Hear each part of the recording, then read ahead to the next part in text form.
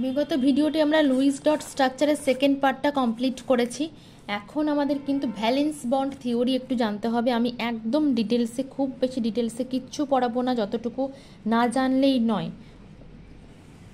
ভিবিটি, valence bond theory, পুরো নামও লিখছি না, প্রয়োজন নেই, কোনো কিছুর প্রয়োজন নেই ওগুলো জানার। শুধু এইটুকু জানবো যে ভিবিটিটা আমার প্রয়োজন হলো কেন পড়ার, আমরা লুইস ডট স্ট্রাকচার পর্যন্ত রেখে দিলাম কেন। বোঝাই যাচ্ছে যে লুইস ডট স্ট্রাকচার কিছু একটা ফেল করে যাচ্ছে, সেটাকে জানানোর জন্যই কিন্তু আমরা ভিবিটিটা জানার প্রয়োজন হয়েছে। কি ফেল করে যাচ্ছে না, আমরা লুইস ডট স্ট্রাকচার থেকে শুধুমাত্র স্ট্রাকচার জানতে পারছিলাম, অ্যাকচুয়াল শেপ মানে স্ট্রাকচার মানে কি, এই ধরুন AB4 টাইপের এই কম্পাউন্ডটা এইরকম ওরিয়েন্টেশনে থাকতে পারে, হয়তো বা এরকম চারিদিকে একটা করে বি,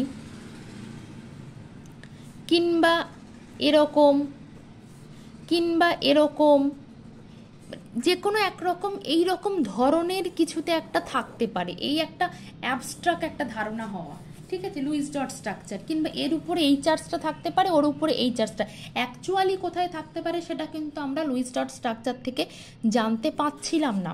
তার মানে কি, লুইস ডট স্ট্রাকচার আমাদের কি দিচ্ছিল, একটা স্ট্রাকচার দিচ্ছিল, ঠিক আছে। তাহলে একটুখানি জাস্ট লিখে দেবো, ওইটুকুই জানতে হবে।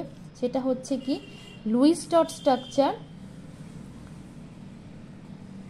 Luis dot RUCTURE, Lewis dot structure only tales,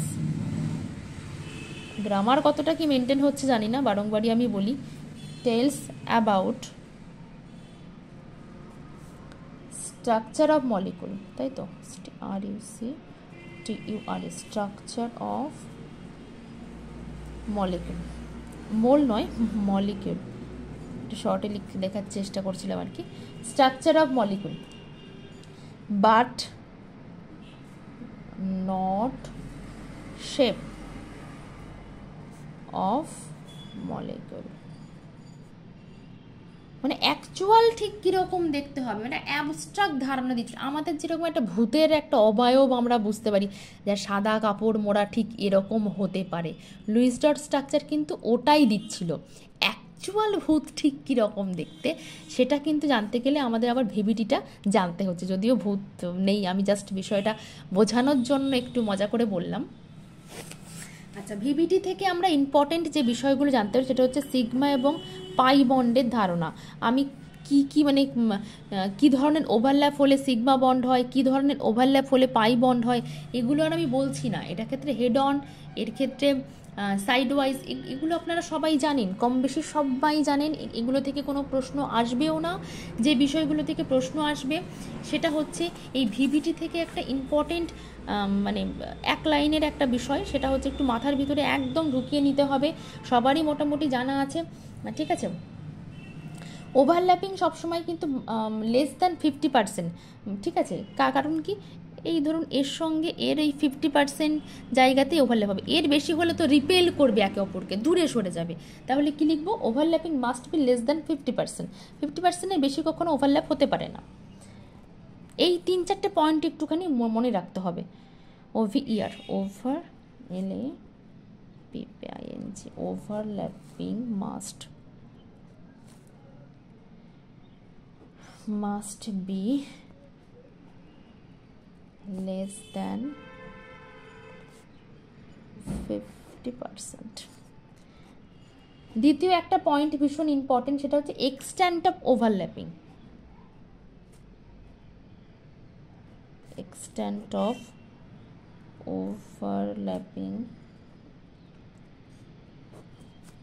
এটা প্রপোর্শনাল টু কি হয়, স্ট্রেংথ অফ বন্ড,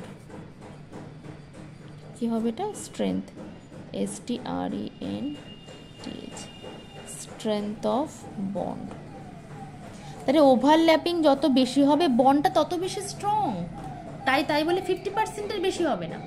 যত বেশি একে অপরকে ধরে রাখবে, তত ছাড়াতে তত বেশি কঠিন হবে, এটা তো আপনারা জানেন, ঠিক আছে। আর যত বেশি বন্ড, এই ওভারল্যাপিং যত বেশি হবে তত বন্ড স্ট্রেংথটা বাড়বে, আর স্ট্রেংথটা বাড়লে বন্ড এনার্জিও বাড়বে। তাহলে এটা প্রপোর্শনাল কিসের সঙ্গে হবে, আমার এখানে লেখাগুলো মানে পরপর সবগুলোই প্রপোর্শনাল হবে। জায়গাটা শর্ট বলে এরকমভাবে লিখছি। তাহলে এটার সঙ্গে এটা প্রপোর্শনাল, এটার সঙ্গে আবার এটা প্রপোর্শনাল। কোনটা প্রপোর্শনাল? Bond energy.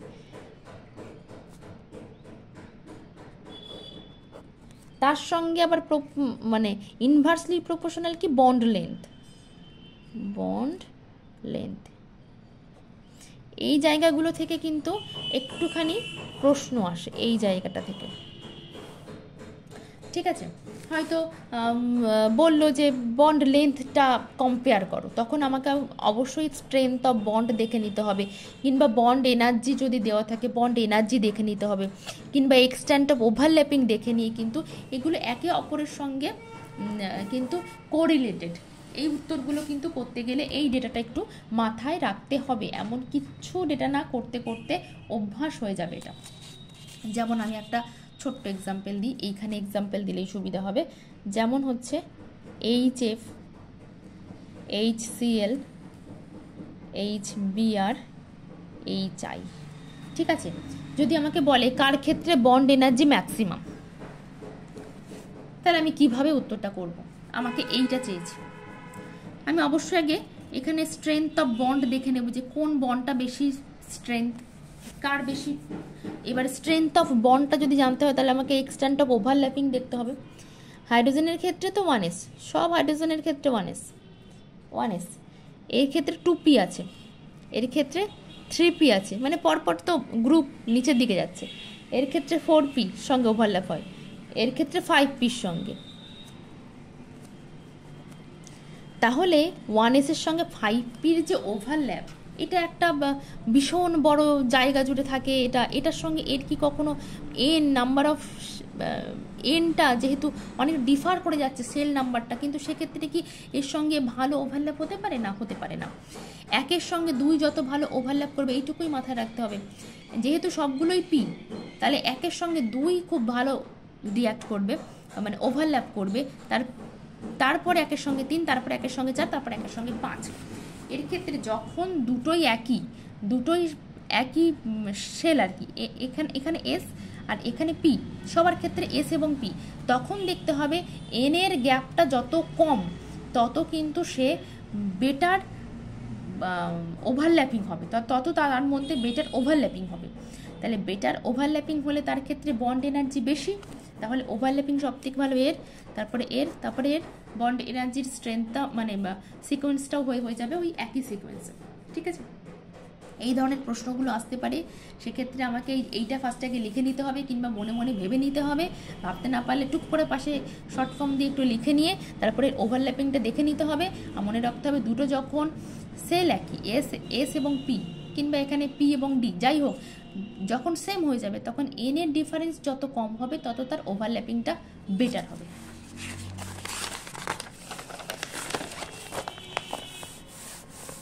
আচ্ছা, বইতে কিংবা নোটসে আপনাদের কাছে সবারই নোটসপত্র আছে, সেক্ষেত্রে হয়তো সিগমা বন্ড পাই বন্ডের বিশাল পার্থক্য দেওয়া আছে। সিগমা বন্ড এই হলে sigma bond, head on collision হলে তখন, মানে হেড অন কলিশন বলছি, ওভারল্যাপিং হলে তখন সিগমা হচ্ছে। তারপর পাইয়ের ক্ষেত্রে প্যারালাল ওভারল্যাপিং হলে হয়, কিংবা sigma bond only 1 sigma bond can formed between 2 atoms, কিন্তু পাই বন্ড কিন্তু একের বেশি হতে পারে। ঠিক আছে, এই সব বিষয়গুলো আমি জাস্ট লিখিয়ে একদমই সময় নষ্ট করব না। আমি এবারে যে প্রশ্নটা পরীক্ষায় সব থেকে বেশি আছে, যে ধরনের প্রশ্ন, সেই টপিকটাতে কনসেন্ট্রেট করব। How many pi pi and how many pi pi bonds in SO2 কিংবা ইন SO3, এই ধরনের প্রশ্নগুলো আসে, তো আমরা সেইগুলোতেই দৃষ্টিপাত করব। প্রথমেই আমরা একটা প্রশ্ন নিয়ে নেব। How many pipi and pipi দেখা যাচ্ছে তো bonds are in SO2 আগে, আচ্ছা ঠিক আছে SO2টাই আগে করি।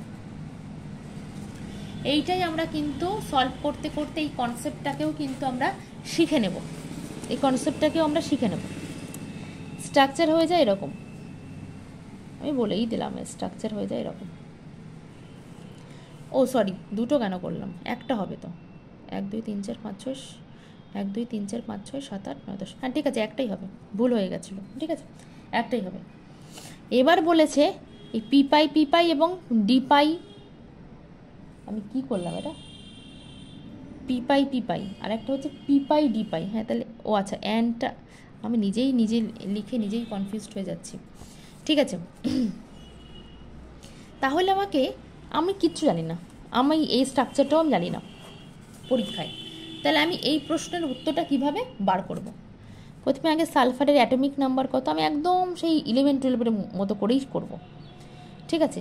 কত, 16টা, তাহলে 16টা যদি হয় তাহলে কীরকম হবে, 1s2, 2s2, 2p6, 3s2, 3p4, ঠিক। প্রথম 10টাকে ছেড়ে দিলাম, লাস্ট কক্ষ নিয়েই আমাদের বন্ড ভাঙা গড়ার কাজ চলে। তো এখানে তাহলে কি হবে, এটা 3s2, 3p4, ঠিক। এখানে দুটো আছে, এক, এই, ঠিক আছে। এবার আমরা অক্সিজেনে যাই, এখানে একটুখানি জায়গা রাখলাম, এটা তো গ্রাউন্ড স্টেট, জায়গা রাখলাম, পরে আমি ফার্স্ট এক্সাইটেড স্টেট এখানে করব, তার আগে আমি অক্সিজেনটা লিখে নেব। Hydrogen, helium, lithium, beryllium, boron, carbon, nitrogen, oxygen, 8টা। 1s2, 2s2, 2p4, 1 মিনিট, হ্যাঁ 4, ঠিক লিখলাম তো। এবার আমি এটাকে ছেড়ে দেব, লাস্ট কক্ষ নিয়ে আমাদের সমস্ত ভাঙা করার কাজ চলবে, এটা মনে রাখতে হবে। তাহলে আমরা সেটাকে লিখব 2s। আমি কিচ্ছু জানি না, ধরে নেবো আমি কিচ্ছুই জানি না, একেবারে আমি শিখছি, ঠিক আছে। এইবার হচ্ছে আমি এইখানে যে লিখেছিলাম,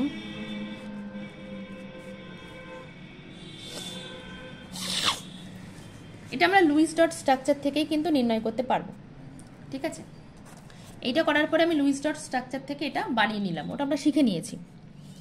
এবার আমাকে বলেছে যে পি পাই বন্ড কোথায় হচ্ছে, আর পি পাই ডি পাই বন্ড কোথায় হচ্ছে, আর কটাই বা হচ্ছে।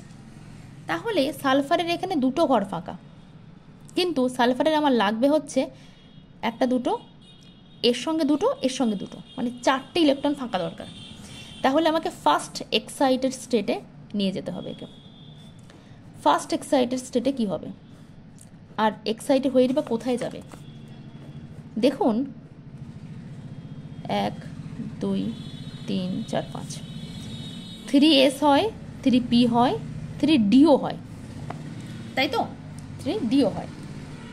এসটা যেমন আছে তেমনি আপনারা রাখবেন। একটা ইলেকট্রন এখান থেকে এক্সাইট হয়ে চলে যাবে এখানে। তাহলে এবার আমার সালফার কিন্তু তার 4টে হাত ফাঁকা করেছে, 1 2 3 4টে, এই যে 1 2 3 4টে, 4টে হাত তার ফাঁকা করার দরকার ছিল, সে 4টে হাত ফাঁকা করেছে, 1 2 3 4টে, 4টে হাত সে ফাঁকা করেছে। কিন্তু অক্সিজেনে দুটো করে হাত ফাঁকা করলেই হবে, 1 2 1 2, এর দুটো করে হাত ফাঁকা আছে। তাহলে এবার এই অক্সিজেন কি করবে, এর সঙ্গে একটা যুক্ত হবে, এর সঙ্গে একটা যুক্ত হবে, এর সঙ্গে একটা যুক্ত হবে, এর সঙ্গে একটা যুক্ত হবে, ঠিক, আমি বোঝাতে পারছি। এইবার ধরলাম আমি এটা অক্সিজেন 1, এটা অক্সিজেন 2, এটা অক্সিজেন 1, এটা অক্সিজেন 1, এটা 2, এটা 2 ধরে নিলাম। তাহলে এর সঙ্গে কিসের বন্ড হচ্ছে, এখানে 3p আছে, 3p, ঠিক আছে, 3p এর সঙ্গে হচ্ছে কি 2p, এটা সিগমা, ঠিক আছে। আরেকটা কি পাই হবে, সেটাও হচ্ছে এই যে 3p এর সঙ্গে, এটা তো 3p, টোটালটা 3p, তাহলে একটা এর সঙ্গে এর একটা সিগমা হবে, এর সঙ্গে এর একটা পাই হবে, তাহলে 3p এর সঙ্গে 2p এর একটা পাইও হবে। একইভাবে আরও একটা অক্সিজেন আছে, যেটা অক্সিজেন 2 আমরা লিখিনি, এটাকে 1 ধরলি, 2 আরেকটা আছে, এর সঙ্গে তাহলে কি হবে, একটা 3p এর সঙ্গে 2p এর একটা সিগমা হবে, ধরলাম এটা সিগমা ফর্ম করেছে, আর একটা পাই হবে এই বন্ডটা, সেটা 3d এর সঙ্গে, দেখুন এখানে চলে গেছে ইলেকট্রন, 2p এর একটা পাই হবে। তাহলে আমাকে চেয়েছিল যে পি পাই আর পি পাই কটা হচ্ছে, পি পাই দেখুন এই একটা পি পাই ফর্ম করেছে, একটাই ফর্ম করেছে। আর পি পাই ডি এর সঙ্গে পি এর এটাও কিন্তু একটাই ফর্ম করেছে। তাহলে আমার এবার উত্তর লেখার পালা।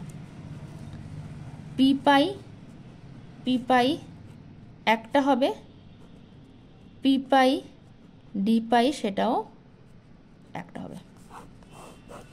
উত্তর আমি আবার একটুখানি শর্ট করে বলে দেব কি, আমার এই প্রশ্নটা এসছে, আমি কিচ্ছু জানি না, জানতেও হবে না আমাকে কিছু। সিম্পলের কত অ্যাটমিক নাম্বারটা তো জানি, গ্রাউন্ড স্টেটে ইলেকট্রনিক কনফিগারেশন লিখে ফেলবো। একটুখানি জায়গা রাখবো ফার্স্ট এক্সাইটেড স্টেট কিংবা সেকেন্ড এক্সাইটেড স্টেট যদি আমাদের পড়তে হয়, জায়গাটা রাখবো। তারপরে সেকেন্ড যে এর সঙ্গে অ্যাটম আছে তার আমি ইলেকট্রনিক কনফিগারেশন লিখে ফেলবো।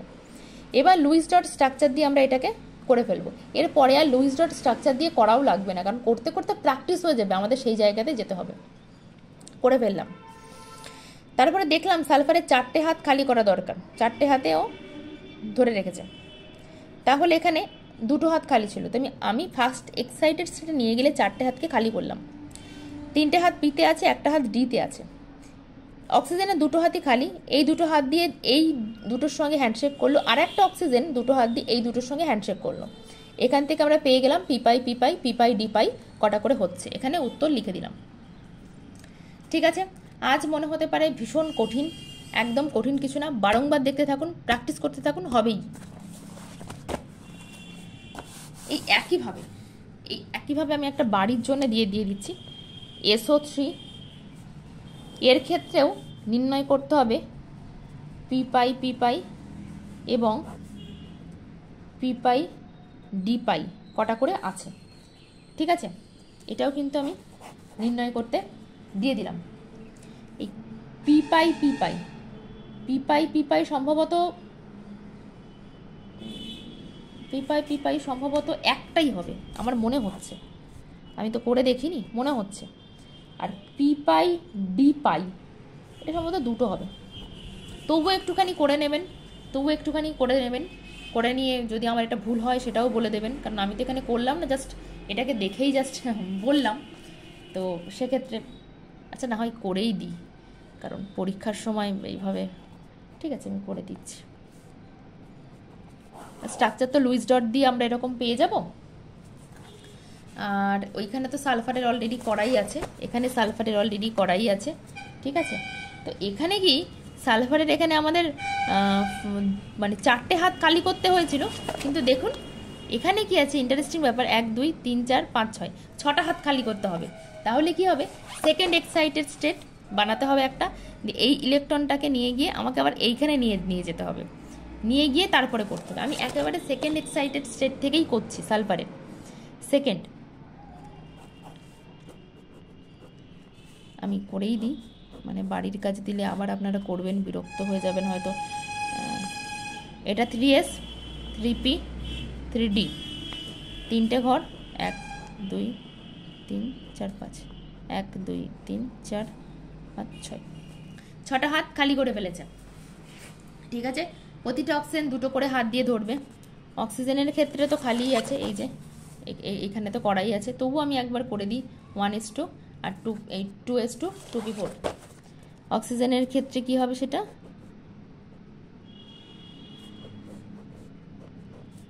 2s 2p, বেশ 2টো করে খালি, তাই তো। অক্সিজেন আছে 3টে, তাহলে কি হবে 3p 2p 3p 2p, একটা সিগমা একটা পাই হয়ে গেল।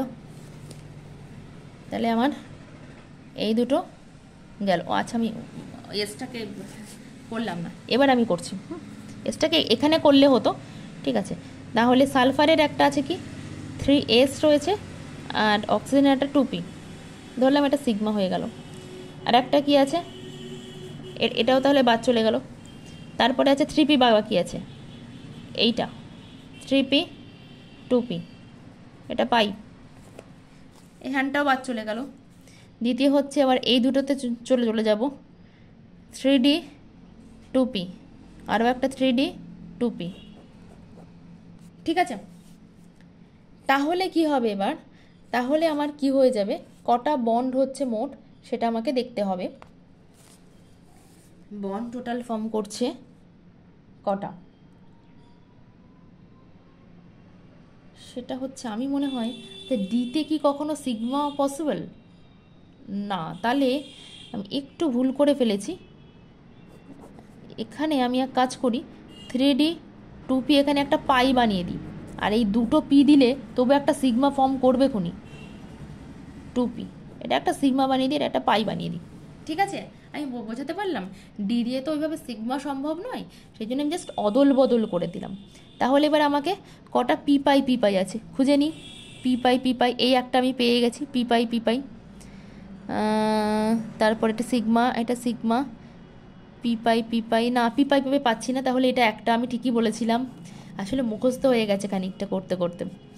পি পাই ডি পাই, তাহলে পি পাই ডি পাই কটা আছে, পি পাই ডি পাই একটা পেয়ে গেছি, আরও একটা পি পাই ডি পাই পেয়ে গেছি, দুটো।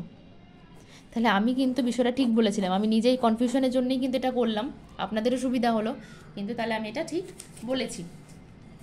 আগে ওই একই থিওরি প্রথমে দেখে নিতে হবে সালফারের কটা হাত, আমার এখানে লুইস ডট স্ট্রাকচার দিয়ে এটাকে নির্ণয় করে দেখে নিতে হবে কটা হাত খালি করতে হচ্ছে, আর এখানে কটা হাত খালি আছে একে অপরের সঙ্গে এবারে একটা একটা করে এরকম লিখতে থাকো, তারপরে কটা এখানে রিকোয়ারমেন্ট, এখানে কটা রিকোয়ারমেন্ট, এখান থেকে পেয়ে যাবেন। এইগুলো বাস করলেই লুইস ডট স্ট্রাকচারে এর বাইরে থেকে কোনো কনসেপচুয়াল কিছু আসে বলে আমার জানা নেই, কিংবা পি পাই এইসব বন্ডগুলো যে ক্যালকুলেশন করতে দেয় যে কটা আছে, এর বাইরে কিছু আসবে না। তবুও যখন আমরা আরও বেশি কোশ্চেন উত্তর করবো এই চ্যাপ্টার শেষে, তখন কিন্তু আরও বিভিন্ন ধরনের প্রশ্ন আমরা এখান থেকে দেখিয়ে দেব, ততক্ষণ এগুলো বারংবার দেখতে থাকুন।